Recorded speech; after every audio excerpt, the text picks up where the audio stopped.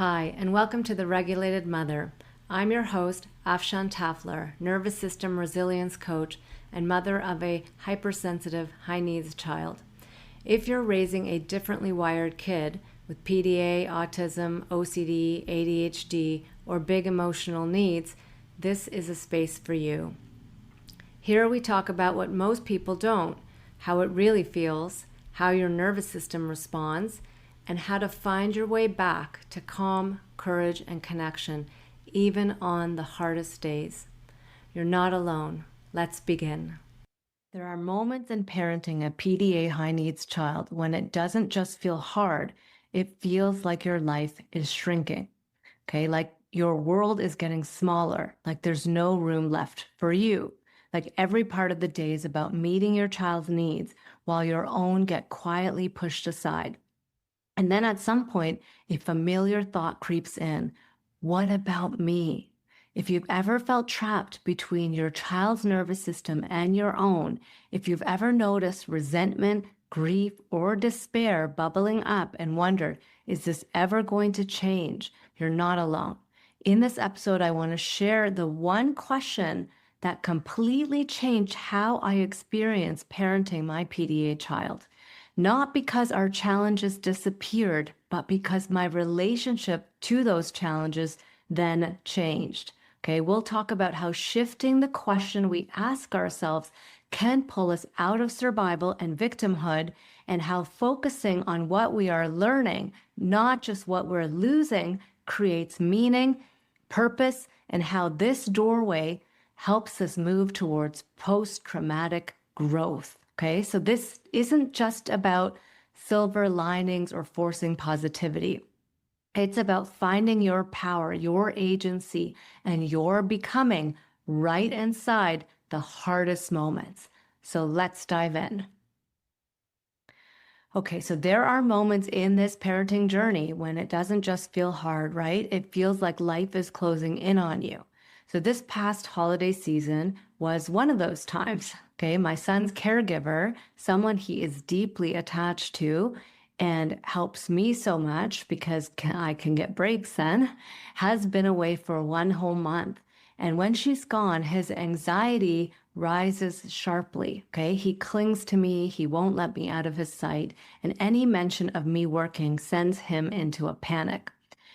And when he's with me, he perseverates constantly. Okay. You're not leaving, right, mommy? You're not going anywhere, right, mommy? You're staying right here, right, mommy? I mentioned getting a massage because I've been working so hard in the house, and something that usually helps me to regulate my nervous system and helps all the tight muscles to let go. And he completely lost it. So my days became intense, my nights became later, and I needed more sleep. And my mornings, usually the one small pocket of time that's just mine, started disappearing. It felt like mornings and nights were being squeezed tighter and tighter, like my world was narrowing. And this happens whenever I spend long stretches with my son without any real breaks. So aside from a short daily walk every day, which is like usually a non-negotiable.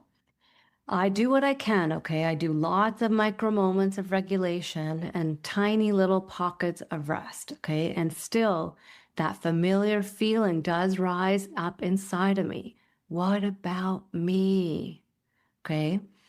So then, on Christmas Day, that feeling collided with this old feeling of loneliness. Okay. My husband went to his family's gathering. My son and I stayed home, and we haven't spent Christmas with extended family for years now. My son has been largely housebound again this past year. And while there has been real progress and gains with him, and while I genuinely enjoy much of my time with him, and it's not like it was before, I also intentionally look for glimmers in our connection. This particular day was heavy. Okay, I became dysregulated. I got upset with him for controlling me so much. And I often joke that I have some PDA traits too, especially around autonomy. But the truth is simpler, okay? Every nervous system needs choice and autonomy to feel safe. Okay. And once again, I found myself doing something I've done countless times before. I gave up my needs so my son could meet his needs. Okay. Because that's generally how it works. This is why we have a caregiver, because it's a constant, focused on him 100%, and it's pretty hard to meet your own needs. And so the caregiver helps a lot. So, once again, I go into this pattern and I give up my needs. And when I give him all of me, well, he can eat better, right? He can engage more. He can do things that would otherwise feel impossible. And I know this is the reality for many of us parenting PDA kids whose basic needs can so easily go out the window. So I'm in the trenches with you, and I get how hard this is, right? And it comes at a cost, right? So I push through, I minimize myself, I hold it all in until I can't anymore. Okay. And then even though it's no longer the rage that was once there, there has been deep healing in my system, I still end up depleted, resentful, and triggered. And later, when I was finally alone, I collapsed into tears. Okay. And that old familiar belief surfaced. No one cares about me or my needs. I'm all alone. Okay. So here's where something different happened, though, right? So I've learned a lot of tools over the years, and this is what I teach to all of the parents that I work with, right? So instead of spiraling, instead of dropping into days of despair and anger or victimhood, like I have in the past, I stayed with the feeling, right? The vulnerable feeling that was coming up. I unblended from it. And unblending means that you be with it instead of fully taken over by it, right? So you be with it. And I was with this feeling, and I spoke to myself kindly, and I soothed this loneliness inside of me. I soothed the despair that felt like, what about me and my needs? Okay. And then through this, as I stepped into more of who I truly was and didn't identify so much with these emotions inside of me, then I felt clarity. Okay. That this was an old pattern. I've gone into this pattern many times before, and there was still something here to learn, right? So in the past, I would have said, oh, this is happening again. I'm never going to change. This is never going to change. But here I got clarity. This is coming up again because there's something more to be learned here. So I asked myself the question I now return to again and again. What do I need to learn from this that I haven't yet learned? Okay. That single question shifted everything. Okay. It pulled me out of the trauma vortex, out of the sense that this was just another loss, and back into agency. It reminded me that when patterns repeat, it doesn't mean I'm failing, okay? It means there's another layer of growth available that I haven't yet learned what I need to learn from this. And I would say that there has been many learnings from this, but there's more here now, right? So what came through was this. There is still room to find more self-care inside a situation that feels like it has to be either him or me, but both of us can't coexist, okay? So there's still more learning here. So the next day, I didn't overhaul my life, but I made small, compassionate shifts, okay? I found little ways to rest beside him while meeting my needs instead of pushing through and getting stuff done. I allowed myself to exist with him instead of disappearing for him. And once again, I remembered this is not just loss. There is something to be gained here, okay, from this pain and this journey. There's something to be gained here, and I'm not quite done yet learning how to give myself what I need and take care of me inside a situation that easily makes me feel like I have to give myself up for my son to be okay. Okay. So this question is so important for parents of PDA and high needs kids. Okay. I believe we're all on a hero's journey. Okay. We're all on the hero's journey. This path is hard. It is grueling. Okay. It is not for the faint of heart.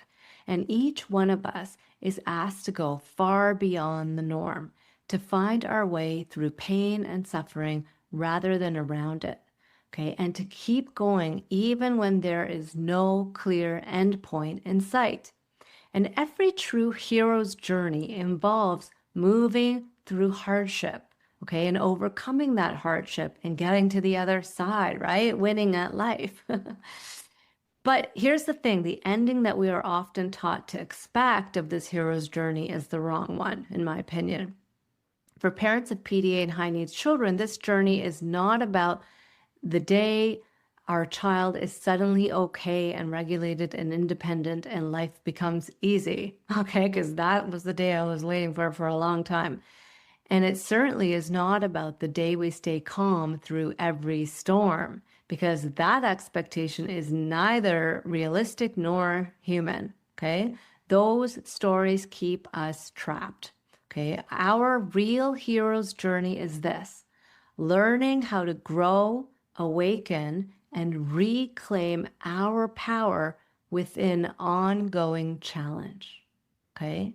It is about discovering who we are beneath survival, beneath the trauma vortex that tells us this will never end. You are trapped. You are losing everything. Okay. This is where the questions that we ask ourselves matter. Okay. What is this here to teach me? How am I growing and changing because of this? Okay. What am I meant to learn from this experience? Okay, so these questions do something profound. Okay, they pull us out of victimhood, they restore meaning, they reconnect us to choice, agency, and purpose. They help us feel that our pain is not meaningless, okay, that there is gain alongside the grief, and that we are becoming more of who we are truly meant to be.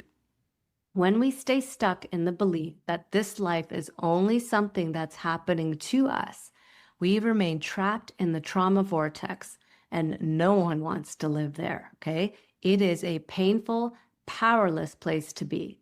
But when we begin to feel and acknowledge the gains of our experience, how we are learning, growing, and changing, then we shift, okay? We move from the trauma vortex into the healing vortex, from victimhood into empowerment, okay, from feeling trapped into feeling alive and engaged in our own becoming.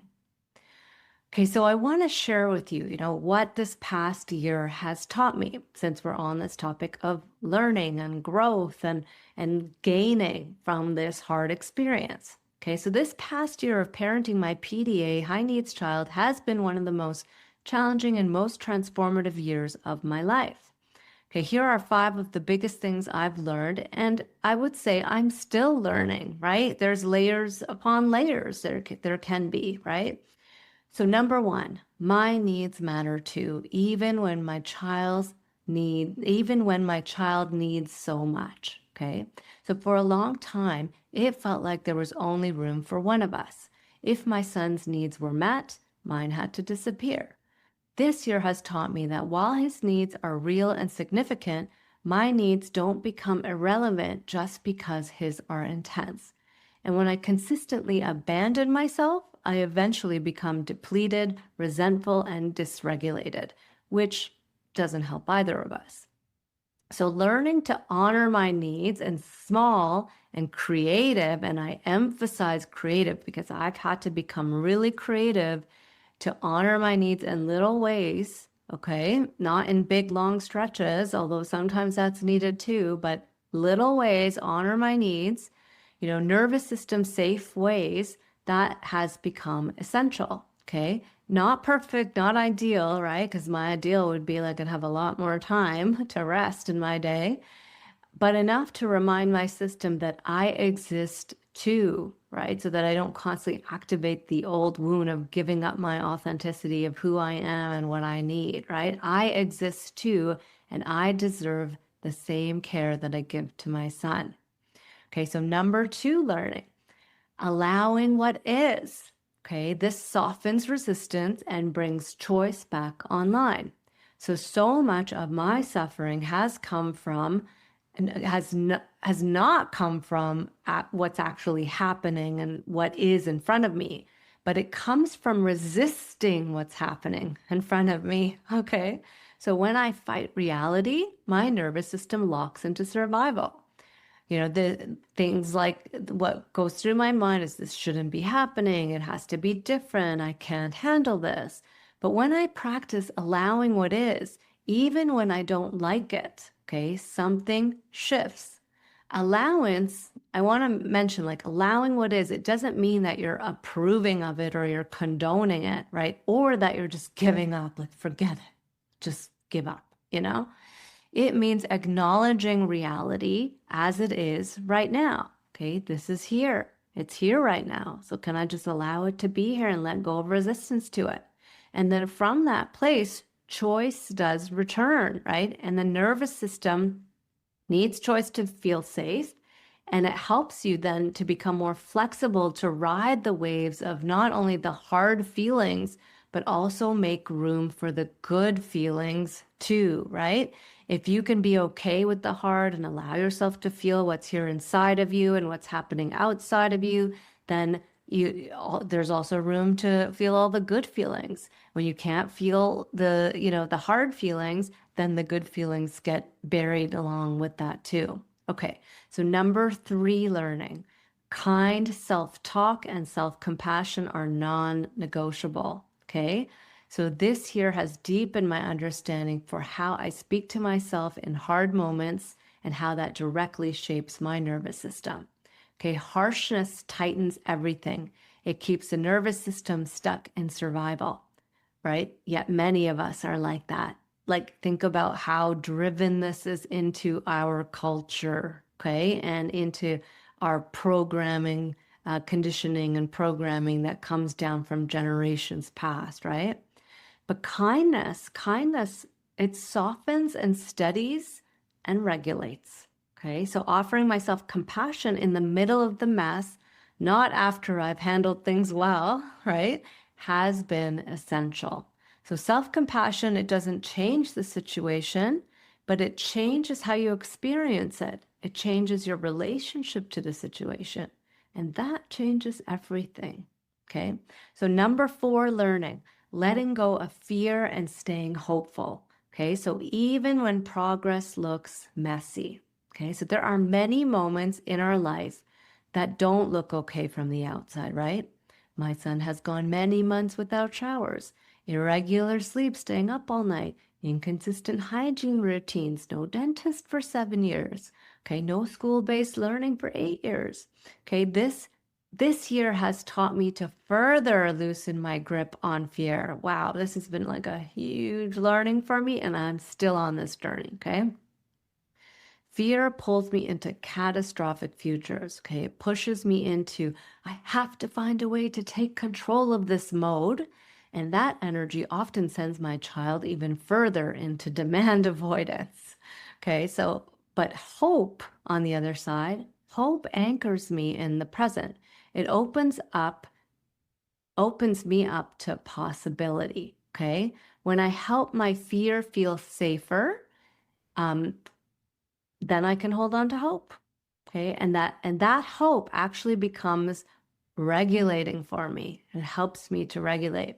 So as I learn how to support my fear within the very real constraints I am living under, I've begun to trust the nervous system process more deeply. I've learned to trust that safety comes first, right? Helping my nervous system feel safe first, and that everything else unfolds in its own time. And the same goes for my son, right? Just keep focusing on nervous system safety for him, and then things start to unfold and things start to open up and new possibilities start to open up. Okay, so fear doesn't allow any of that, but really working with your fear, helping it feel safe, helping your nervous system feel safe in the face of these things helps you to hold on to hope and use hope as a regulating tool, right? And also helps you to land in trust, right? To stay in that feeling of trust, that you trust that things will get better, and trust us so much to quiet and support the fear too.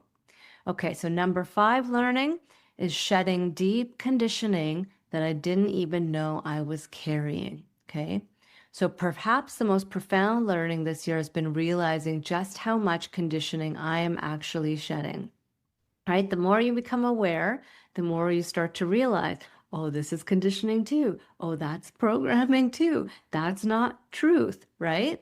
So there's all these things. There's like beliefs about productivity, beliefs about success, what success means in life, beliefs about what a good mother looks like, beliefs about worth being tied to my output, being tied to my son's milestones, being tied to appearances and how things look.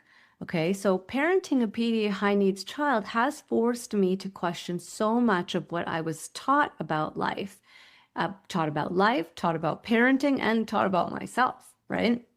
It has challenged the rules I unconsciously lived by and revealed how deeply these experiences were shaped by survival and not truth. Okay, and in doing so, I've become freer.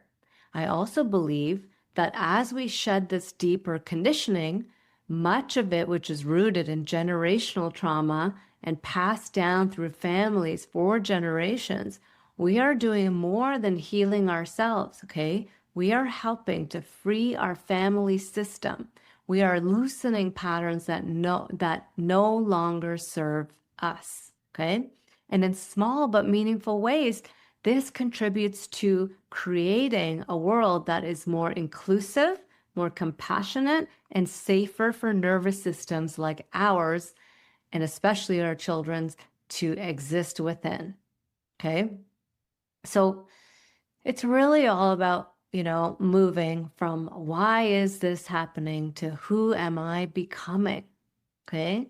So when we shift the question from why is this happening to me and my child to what is this here to teach me and how am I growing because of it, the power dynamic changes. Okay. We move out of victimhood and into authorship, out of despair into meaning, out of feeling trapped in survival and into choice. Okay, this is the moment we stop feeling like life is simply happening to us and begin to recognize ourselves as active participants in our own journey. Okay, now that we're in a new year, I want to invite you into a gentler kind of reflection. So take some time to look back in the last year and notice, what have you learned? Okay, not just about your child, because we're always learning so much about our children and our focus tends to be on them, but what are you learning about yourself, okay, through this journey? What is it teaching you? How does it help you to stretch, like just take a moment to notice, how have you stretched? How have you softened? How have you reoriented, and how have you grown in ways that you never would have chosen, right? This life puts us on that path. But these ways that you've grown have nonetheless shaped you and I would say even benefited you in some way. So dig deep on this because this is so important to recognize this, name it, and then really hold it in your awareness and acknowledge yourself, right? And just as importantly, take time to appreciate yourself. Okay, acknowledge yourself for the deeply hard inner work you are doing, the kind of work that most people are never asked to do, right? Look around you, the world around you. I can tell you there's barely any people I know, outside of the clients I work with who have to go through this kind of experience, okay? So this is the kind of work that requires you to face your own nervous system, your own conditioning and programming, your own fears and your own pain, and still keep showing up with care and intention. Okay? This work matters. It matters for changing generational patterns. It matters for how your child experiences safety and belonging. Okay, and it matters for the kind of world we are collectively creating. Okay, and when we slow down enough to feel the learning and acknowledge the growth, something important happens inside the nervous system. The gain begins to register alongside the loss. Okay, and in these moments, we begin to realize that we truly are the hero of our own journey, not because the path is easy, not because we're perfect on this path, okay, but because we are meeting it with awareness, courage, and choice, okay? And that is what allows pain to transform, not into something that never hurt, but into something that carries meaning, okay? And that is the shift into post-traumatic growth. Okay, so let's look at an intention for the year ahead, because I like to set intentions. I think it's very important, you know? So instead of resolutions that sometimes feel pressured and ask more of you, what if you set an intention for what you want to continue learning, right? So when you set an intention, it helps you focus your energy on what matters most, right? And if you name your intention every morning that you wake up, it helps your brain, your nervous system, your whole being to focus your energy on what matters. So I like intentions. So ask yourself this in order to help you develop your intention. What is life inviting me to develop through this experience? Okay. And or what do I want to grow into more fully this year? Like, what qualities do I want to grow more? How, in what ways do I want to grow and develop? What do I want to grow and develop more fully this year? Okay. And what kind of support do I want to offer myself as I continue this journey? Because supporting yourself is huge on this path. It's so important. Okay. So when we consciously choose what we are learning and becoming, our nervous system receives an important message that there is gain here, there is meaning here, and that this is worth it. Okay? Not because it's easy, but because of who you are becoming along the way. At some point, when the gains become bigger than the losses, you're winning at life. So if this spoke to you, please comment, please share with other parents. Maybe there's another parent who needs this messaging too. And I hope you are able to create an intention and carry it forward with you. And I hope you're able to recognize all of the ways you are growing and developing on this journey and acknowledge yourself for it. Thank you. Thanks so much for listening to The Regulated Mother. If this episode helped you feel a little more seen, grounded, or hopeful, I'd love for you to share it with another mom who might need it too.